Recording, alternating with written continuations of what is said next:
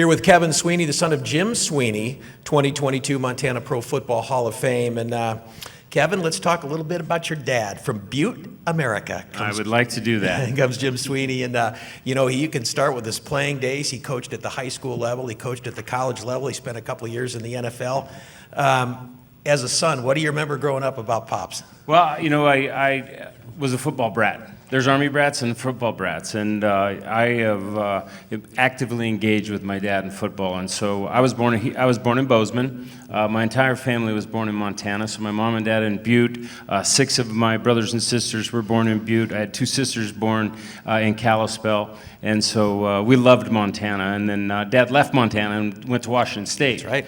And was there for 8 years. And so the great thing about Pullman for me as a young man is I was able to walk to practice every day. Mm-hmm. And then somebody, whether it was a brother or sister or a player or a coach, would take me home at nighttime. But I was always at practice. I was always engaged. I was playing catch. I was catching punts from the punters and kickoffs from the kickers, and learning how to throw the football as well from everyone. And so I was blessed to have a father doing football, and I had a lot of brothers that were his football players. And I think the most important thing is I was able to see how he motivated people and inspired people and also challenged them.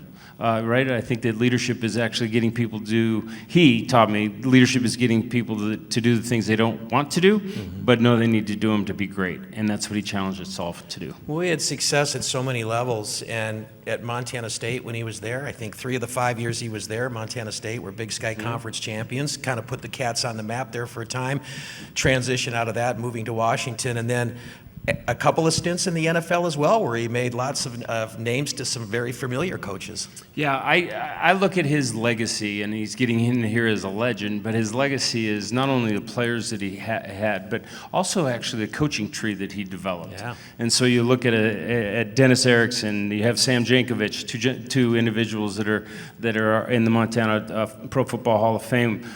Joe Tiller went on to coach Wyoming. Purdue in Wyoming and Purdue, and he actually still has a gentleman named Bobby Turner. So Bobby Turner was our running back coach at Fresno State in the 80s, is now currently still the running back coach at the San Francisco 49ers. So that legacy, I think, is the greatest thing that he has, is that he challenged coaches to be great coaches, to inspire young men to be great recruiters, along with his passion and conviction actually to we used to joke, right? I've already shared I was the youngest of 9. We shared my dad with 100 players every year. Yeah. And many of those players actually looked to him for that father figure in that direction. And I'm just lucky to be able to share him with them.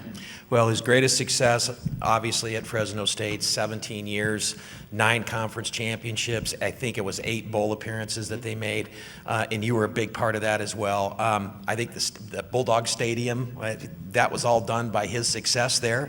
What a tribute to your dad, and what great success at Fresno State. Yeah, so he went Fresno State in 76, 77. Then he, as you'd mentioned, went to the NFL. So he was John Madden's last year in 78, and then went to St. Louis, Missouri as a running back coach, and then came back to Fresno, and he had a dream and a vision to reawaken a sleeping giant, and so that was his mantra.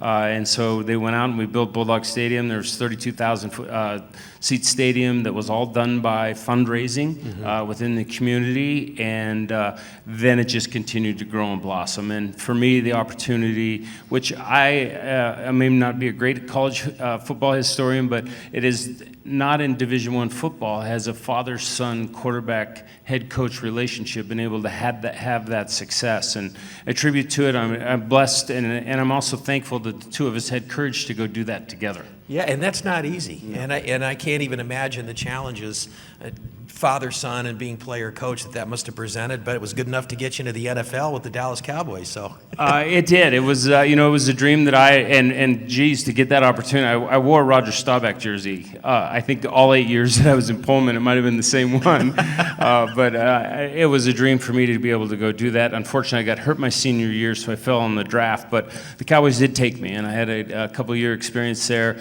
to play with one of the all-time greats, Tom Landry, an incredible experience. And really, the sad part of it wasn't sad. We just weren't very good. So I feel like I was part of the teams that helped Tom Landry lose the job. But most importantly, Randy White, Danny White, Tony Dorsett, Herschel Walker, Too Tall Jones, Michael Irvin. I mean, some legendary people that I had the opportunity to be able to compete with. Well, congratulations to the whole Sweeney family. Your dad, what a great ambassador for Butte, America. We're proud of him. Congrats. Thank you very much. Appreciate being here.